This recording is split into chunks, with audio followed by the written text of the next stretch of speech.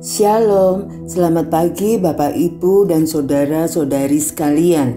Bersyukur untuk pagi hari yang cerah dan pemeliharaan Tuhan yang luar biasa setiap hari. Mari kita berdoa untuk siap mendengar renungan firman Tuhan. Selamat pagi Bapak yang baik. Kami bersyukur untuk penyertaan-Mu sepanjang malam hingga pagi hari ini kami bangun dengan tubuh yang sehat. Engkau adalah Allah yang setia. Kami siap menerima berkat yang baru pada pagi hari ini. Beri kami hikmat-Mu untuk memahami kebenaran firman-Mu, karena firman-Mu yang mendidik dan mengajar kami untuk hidup dalam kebenaran. Dalam nama Yesus kami berdoa. Amin. Tema kita pagi hari ini yang terluput diambil dari Keluaran 2 ayat 5 sampai 10. Maka datanglah putri Firaun untuk mandi di sungai Nil, sedang dayang-dayangnya berjalan-jalan di tepi sungai Nil. Lalu terlihatlah olehnya peti yang di tengah-tengah teberau itu, maka disuruhnya hambanya perempuan untuk mengambilnya. Ketika dibukanya, dilihatnya bayi itu, dan tampaklah anak itu menangis, sehingga belas kasihanlah ia kepadanya dan berkata, "Tentulah ini bayi orang Ibrani." Lalu bertanyalah kakak anak itu kepada putri Firaun, "Akan kupanggilkan bagi tuan putri seorang inang penyusui dan perempuan Ibrani untuk menyusukan bayi itu bagi tuan putri." Saud putri Firaun kepadanya, "Baiklah." Lalu pergilah gadis itu memanggil ibu bayi itu. Maka berkatalah putri Firaun kepada ibu itu, "Bawalah bayi ini dan susukanlah dia bagiku, maka aku akan memberi upah kepadamu." Kemudian perempuan itu mengambil bayi itu dan menyusuinya.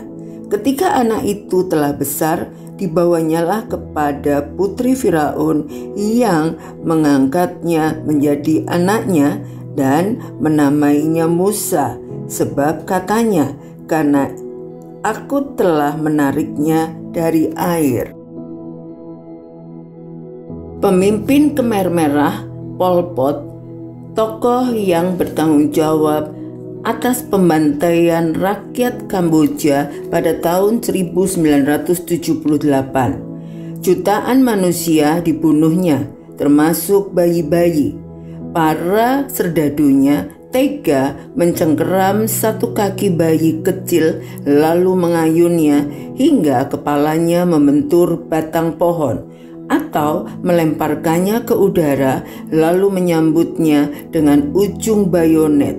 Betapa mengerikan. Bayi Musa terluput dan masih bertahan dari bencana mengerikan pada zamannya, yaitu pembantaian bayi laki-laki. Nama yang melekat pada dirinya mencerminkan kebenaran ini. Ia memang figur yang terluput. Ia telah ditarik dari air, diangkat dari petaka, dikeluarkan dari bencana. Namun Musa tidak sendirian, karena kebaikan Allah, dunia ini masih dipenuhi sosok-sosok yang terluput seperti ini.